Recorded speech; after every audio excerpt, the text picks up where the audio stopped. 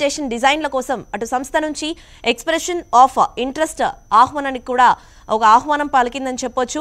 ముందుగా ఒక 15 రోజుల గడువు పెట్టిన సర్కార్ మరికొంత సమయం కావాలని సంస్థలు కోరిన నేపథ్యంలో కూడా గడువుని మరికాస్త పెంచడం కూడా మనం చూస్తున్నాం. మొత్తానికి ప్రభుత్వం పకడ్బందీగా ముందు చూపుతో పక్కా ప్రణాళికతో ముందుకు వెళ్తుందని చెప్పొచ్చు. మరి ఇదే అంశానికి సంబంధించి మరిన్ని డీటెయిల్స్ ని మా సీనియర్ కరెస్పాండెంట్ రవికుమార్ అడిగి తెలుసుకుందాము. రవి, డీటెయిల్స్ ఏంటి? మేడిగడ్డ సుందిళ్లపై పూర్తి ఫోకస్ పెట్టినట్టు తెలుస్తోంది. మరికొద్ది రోజుల్లో వచ్చే వేసవికాలం వరకు ఈ రిపేర్లన్నీ కూడా స్టార్ట్ చేసే విధంగా ప్రణాళికను కూడా రచించినట్టు తెలుస్తోంది. వివరాలేంటి?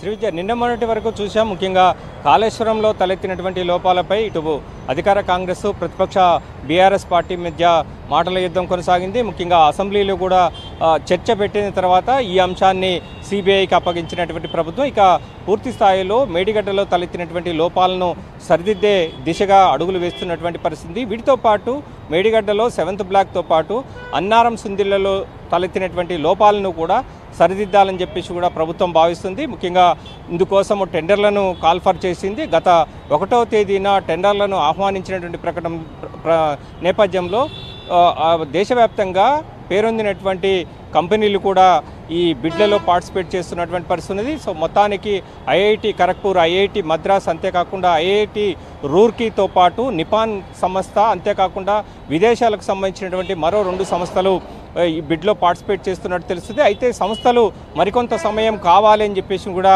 ప్రభుత్వాన్ని కోరినటువంటి నేపథ్యంలో ఈ గడువును 15 రోజుల పాటు ముందుగా పెట్టినప్పటికీ ఆ తర్వాత ఎక్స్టెండ్ చేస్తూ వెళ్తున్నటువంటి పరిస్థితి. ఎందుకంటే సాంకేతిక లోపాన్ని పూర్తి స్థాయిలో ఐడెంటిఫై చేయాలంటే కొంత సమయం కావాల్సి ఉంటుంది. దీనికి అంచనాను వేసుకున్న తర్వాత బిడ్స్ ఎక్కువగా పార్టిసిపేట్ చేసే అవకాశం ఉంది. మరికొన్ని సంస్థలు వచ్చే అవకాశం ఉంది కాబట్టి ఖచ్చితంగా గడువును పెంచుతూ ప్రభుత్వం ముందుకు వెళ్తుంది. విడతల వారీగా కాళేశ్వరం సంబంధించినటువంటి అంశంపై ప్రభుత్వము ప్రణాళికలతో ముందుకు వెళ్తుంది. ముందుగా ఈ ఇంట్రెస్ట్ ఆఫ్ ప్రాఫిట్స్ సంబంధించినటువంటి ఆహ్వానం పలికింది. ఆ తర్వాత ఫైనాన్షియల్ బిడ్స్ను కాల్ఫర్ చేయనున్నది ప్రభుత్వం. ఆ తర్వాత తుది కసరత్తుగా డిజైన్స్, ముఖ్యంగా మేడిగడ్డ, అన్నారం, సుందిళ్ళ ఈ 3 బ్యారేజీలకు సంబంధించినటువంటి మళ్ళీ డిజైన్స్ తీసుకునేందుకు మళ్ళా టెండర్లను కాల్ఫర్ చేయనటువంటి పరిస్థితి ఉన్నది. సో మొత్తానికి అంటే ఇప్పుడు వర్షాకాలం ముగిసింది, శీతాకాలం అయిపోయిన తర్వాత ఇప్పుడు వాటర్ అంతా ఉంటాయి కాబట్టి మేడిగడ్డలో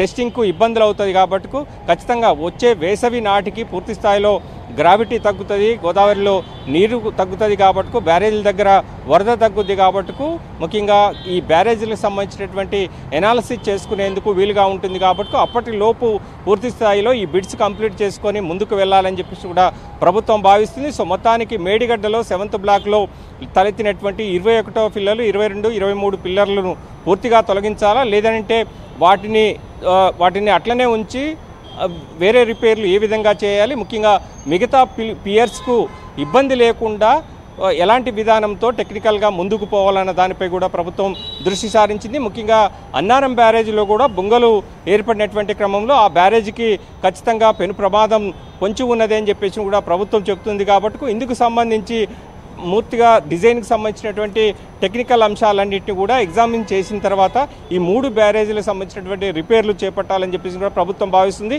మొత్తానికి ఈ రిపేర్లకు ఎంత ఖర్చు అవుతుంది, గత కంపెనీ ఈ రిపేర్లు చేసే పరిస్థితి లేదు కాబట్టి కొత్తగా టెండర్లకు ఆఫర్ చేయాలంటే ఎంత మొత్తం ఖర్చు చేయాల్సి ఉంటుంది అనే దానిపై కూడా ఒక అంచనాకు వచ్చిన తర్వాత వచ్చే వేసవి కాలం నాటికి పూర్తి స్థాయిలో ఈ రిపేర్లకు సంబంధించి తుది కసరత్తు పూర్తి చేసుకోవాలని చెప్పేసి కూడా ప్రభుత్వం భావిస్తుంది. సో మేడిగడ్డ, అన్నారం, సుందిళ్ళ ఈ 3 బ్యారేజీలకు కంప్లీట్ చేసినట్టయితే ఖచ్చితంగా రాబోయే రోజుల్లో సాగునీటికి, తాగునీటికి ఇబ్బందులు లేకుండా ఒకవేళ ఏదైనా డ్రా ఏరియా వస్తున్నా కానీ ఖచ్చితంగా డ్రాట్ ఉన్నా కానీ ఖచ్చితంగా ఈ నీటిని ఉపయోగించుకోవచ్చు అని చెప్పేసి కూడా ప్రభుత్వం భావిస్తుంది. గత ప్రభుత్వం చేపట్టినటువంటి కాళేశ్వరం ప్రాజెక్టు నిరుపయోగంగా పోకుండా ఉండాలంటే ఖచ్చితంగా ఇందుకు సంబంధించి రిపేర్లతో ముందుకు పోవాలని చెప్పేసి కూడా ప్రభుత్వం